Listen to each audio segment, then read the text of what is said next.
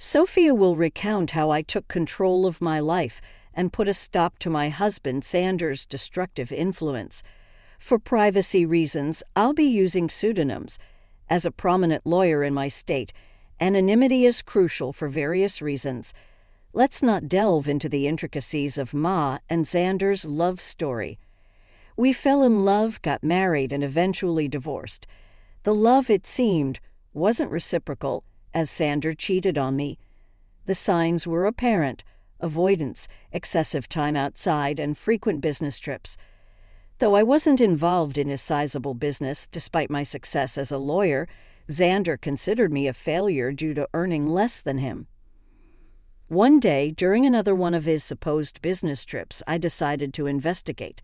I discovered a secret Facebook account on his old laptop, confirming my suspicions. He was cheating with a beautiful woman, someone he found more attractive than me, often criticizing my appearance. Heartbroken and angered, I confronted him immediately. "Sandra, are you cheating on me?" "I have proof," I declared. Xander callously responded, "Sophia, you're just not that interesting anymore. You're always engrossed in pointless cases, neglecting me. Besides, you're not a supermodel who can captivate me with looks alone." Confused, I retorted, "What are you talking about, Xander?" "I have a demanding job, and you knew that when we got married. I haven't neglected you. It's you who stopped coming home and refused to communicate. And that's how I discovered Xander's affair. When I finally decided to confront him, I anticipated a degree of remorse from him. But the cold response I received caught me off guard. He shifted all the blame onto me, justifying his cheating, a claim that held no validity. Refusing to be falsely accused, I pointed out the flaws in his accusations. Instead of defending his position, he turned cold once more and nonchalantly revealed that he was relieved I had discovered his affair. In a chilling tone, Xander declared, "Good that you found out, Sophia. I no longer have to hide my beautiful girlfriend. She and I will have a perfect life together after I divorce your useless self. Finally, I will marry someone who's worthy of me and my name." His words hit me like a ton of bricks, sending a cold shiver down my spine. As he spoke of divorce, he not only insulted me, but also asserted that I was not good enough for him, accusing me of being a bad wife. He showed no remorse for his affair and even boasted about how a mistress would make a better spouse. Tears streamed down my face as he demeaned me, proclaiming his affair with pride. This was the man I had loved for over a decade, and his words left me shattered. Through my tears, I asked, "How could you say that, Xander? All these years I've been beside you through thick and thin, honoring my vows and valuing you above all else." His callous response cut deep. Dismissing my worth, he stated coldly, "Well, Sophia, it doesn't matter anymore. You're just not right for me. I'm now a proud business owner, and a woman with average looks and a pretentious law degree won't do me any good." Feeling utterly demeaned, I protested, "How could you, Xander? I'm a capable woman, even if I don't fit your narrow definition of beauty. I've been a good wife to you, and now you're contemplating divorce." Correcting me, he stated coldly, "I'm not contemplating divorce, Sophia. I've already decided to divorce you. I'm done. I don't want to be with you anymore. I will file soon, and have already hired a great lawyer. You better move out before I come home. I don't want to see your ugly face anymore." A few hours after Xander hung up on me, he sent the divorce papers through a friend who looked at me sympathetically. I numbly accepted the papers, shut the door, and cried miserably, letting the reality of my wasted years with a horrible man sink in. However, I decided I wouldn't let this break me. I was a strong woman who would take control of her life and teach Xander a lesson. When Xander's friend delivered the papers, he mentioned that Xander had talked about drawing out the divorce. Initially puzzled, it dawned on me that we had a prenup. Xander had insisted that I was entitled to half of his business if he cheated, something I had overlooked in my emotional turmoil. It made sense why Xander wanted to prolong the divorce. He hoped I would give up my rightful share. Determined not to let go of what was rightfully mine, I immediately called his lawyer and set up an appointment. Within 2 days, I moved out of Xander's house and into my childhood home, which was in my name. I texted Xander that I had already moved my belongings, asserting, "I took my ugly face and body out of your Dan house. Good that you've come to your senses and not making a fuss."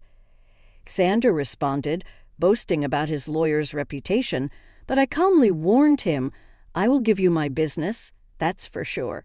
For now you will stay away from me."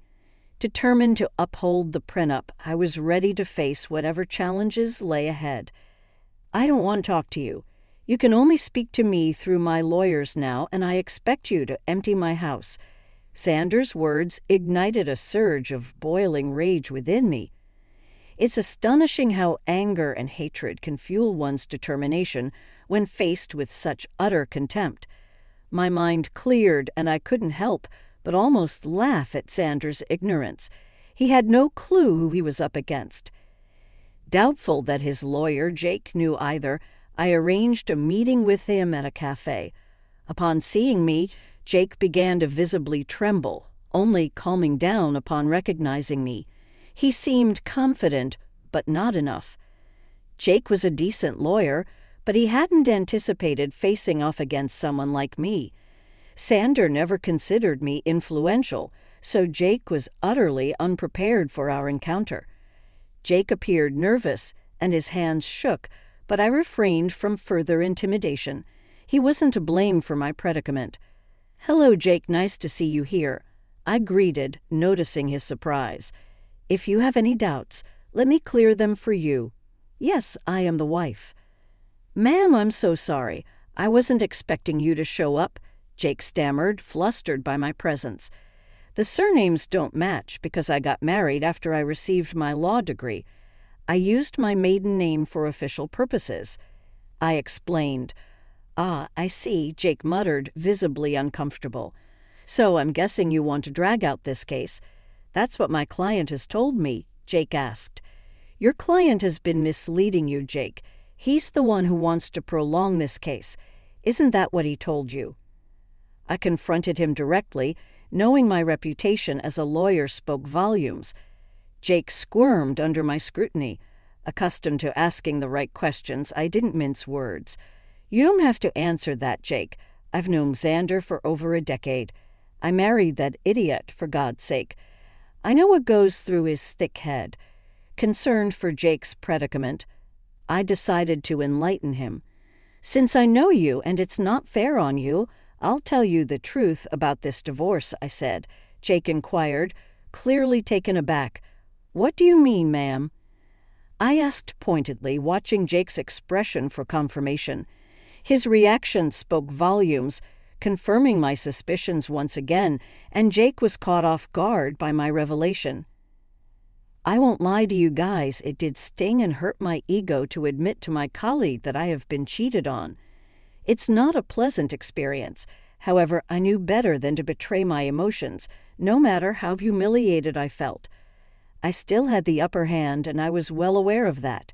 Jay, on the other hand, didn't know. Oh no, I don't think my client has told me about that, but he did warn me that, in his words, you'd make some baseless accusations because you want to ruin him," Jake said. "Oh, you poor thing, Jake. Your client has played you like a fiddle, although it might make you happy to know that Xander thinks you are one of the best lawyers out there." "Well, that's a big compliment, but I will never measure up to you, ma'am," Jake confessed. "I wish he had told me that his wife also practices law. He only told me that you work at a law firm. My husband never really took my accomplishments seriously. He had a habit of undermining my work and influence. It was foolish of me to stay with him this long. However, it was smart of me to sign the prenup to save my butt," I shared. Jake was completely taken aback by the mention of the word prenup. He looked shocked, and the term seemed foreign to him. I didn't mean to be a rocket scientist to know that he had been ambushed again. Xander had conveniently forgotten to mention the prenup to Jake, perhaps hoping I had forgotten about it. Well, who knows? It didn't matter since the word of the prenup was out there, I continued. Jake was frazzled. There's a prenup in this marriage. Your husband hadn't mentioned that. Do you have any proof, ma'am? Jake inquired. Oh, I do have plenty of proof, Jake. I brought the papers along. I had a feeling that Xander would try to get out of dealing with the consequences of his actions. Well, not on my watch, I assured him. I would really like to see the papers, ma'am. Also, I think I would need to see proof of his affair if you have any, Jake requested. Don't worry, Jake. I brought along everything. Like I said, it isn't me who wants to drag out this divorce. The sooner it happens, the better it is for me, I replied, handing over all the evidence to Jake. Jake studied each document thoroughly before signing and looking rather defeated. He then looked at me and said, I see that you have solid proof of everything, ma'am. I had no idea about all of these things. I figured that out, Jake. Also, I know how difficult it is to work with unreliable clients, especially when the opposite party has an equally strong lawyer for their case. I empathized. You're right about that, ma'am. I think that's all I needed to talk about today. I believe I need to have a serious conversation with my client before I decide to proceed with his case. I'm sure someone will contact you soon, although I can't say that it will be me, Jake concluded. I thanked him for his time and proceeded to walk out of the cafe. I went straight to work and started to prepare my own documents for the divorce. All the lingering sadness was gone now. There was this rage within me that was driving me to make sure Xander suffered for what he had done, and I knew he had no way out of this mess he had created. It took Xander one day to get back to me. He called me on my number despite telling me not to contact him directly. When I answered his call, he sounded very pissed off. What the hell did you say to my lawyer, Sophia? Xander demanded. My, look who's calling after telling me to stay away. Now, what happened with your lawyer, Xander? I retorted. Stop playing around, Sophia. Tell me what you told him that made him quit today. Your lawyer quit today? How sad, Xander, I teased. I guess you should have been upfront about your situation and who you would be fighting against. You don't know what you're saying. You're a freaking nobody. I won't let you take away my family business, Xander exploded. Oh, I would like to see you try, Xander. I will hire a better lawyer, and I doubt you. Just wait and watch. I will destroy you in court. You will come to me begging for mercy, I warned. Well, sounds like a plan, Xander. Good luck with that. But a word of advice from a lawyer, remember to tell your new lawyer about your affair and the prenup. When I said that, Xander simply hung up on me. It made me chuckle. He was in deep trouble, but still didn't know it. He would try every lawyer in town and see if anyone would represent him. I am a known name here, so people know not to mess with me. Plus, anyone stupid enough to believe his lies would be dragged down to reality when I presented them with my ammo. Xander said that he would make me beg for mercy. I knew that it would be a matter of time before he would come begging at my door. I was right in thinking that Xander would be back begging at my door. He literally had no other choice. One fine morning, while I was getting ready for work, there was a knock at my door. I was a little confused about who showed up at such an odd time. Imagine my surprise when I opened the door and found my soon-to-be ex-husband looking forlorn and weary. I invited him in because I didn't want the scene outside my home. I was already dealing with enough. When he came inside, I said, "Make it quick, Xander. I don't have enough time to waste on you. I don't even know why you're here. We were supposed to strictly communicate through lawyers only." "Yeah, about that. I haven't found a good divorce lawyer yet," Xander admitted. "Oh, that's sad for you, Xander. You better hurry up because I hear that your mistress has been dying to marry you." "I'm not worried about her anymore," I replied. "Listen, Sophia, we need to talk. You have been sabotaging my lawyer so that they wouldn't take my case. That is very unfair," Xander accused. I immediately laughed when he said that. I couldn't believe that Xander would have the audacity to pin the entire blame on me. This once again showed how little he valued my profession. He thought that just because he was willing to throw money, people would pull at his feet. Oh dear, that's an amazing joke, Xander. Let me just clear that misconception for you. I haven't been sabotaging anything. It's your stupidity that's causing trouble, I retorted. I don't understand. What did I even do? Xander pleaded innocence. Should I remind you how you lied to your lawyers about the affair and the prenup? That is enough to make them look like fools in court. Do you think lawyers would jump at representing unreliable clients like you? Besides, I will admit that my name will make a lot of people walk away. You may consider me to be useless, but I actually do have a good name in this profession, I explained. Yes, I know that now, Sophia. I've tried being open with lawyers too, but none of them are willing to help me, Xander confessed. That's what happens when you try to go against an ironclad prenup. You really should have thought your affair through, Xander. Not that it matters now. The damage is done. No sane lawyer would fight for your cause, I stated firmly. You'll be giving me half of your business, I declared. Xander's facial expression said it all. He didn't want to lose his business. I mean, that's why he tried to pick a good lawyer and drag out the divorce. He wanted to keep me hanging long enough until I would snap and just leave him alone without demanding half of his company. After a few days, it became clear to him that no one would take his side. Hell, he was even finding it hard to find any lawyer who would go against me. So he did what he thought was his last resort. He started to cry and beg. Sophia, you know how much this business means to me. Please don't do this. You can take everything else, but please don't ask to split the business, he pleaded. Why not, Xander? You were the one who put in the clause of splitting the business in case you cheated. You think I will give up my rights that easily? I deserve it after the betrayal you threw in my face. It was all a mistake, Sophia, believe me. I have actually put my relationship on hold because I know what a big mistake it was. Maybe, just maybe, we can give this marriage a try. I can say for sure that this hurdle will only make us stronger, Xander implored. Xander's words made me laugh out loud again. The audacity of this man was unmatched by anyone I knew. I really didn't know what to say. He was actually asking to get back together, as if I would be stupid enough to do that. I did know that he had put a pause on his relationship with his mistress. The rumors were out that the mistress was not happy, and neither was Xander. But if he thinks this will make me go back to him, he is dead wrong. You must be delusional for suggesting something like that, Xander. I didn't come this far in life by being utterly stupid. I know that you want to get back to me because you don't want to split your business, I said firmly. Sophia, we were happy together. Let's just look past this one time and restart our marriage. I will cut off my mistress, I swear, Xander pleaded. There's no reason to do that, Xander. Believe me, that woman is going to start running once she finds out that you won't be very rich after the divorce. As for me, this is my golden chance to get out of this sham of a marriage. I must thank you for showing your true colors before we had kids.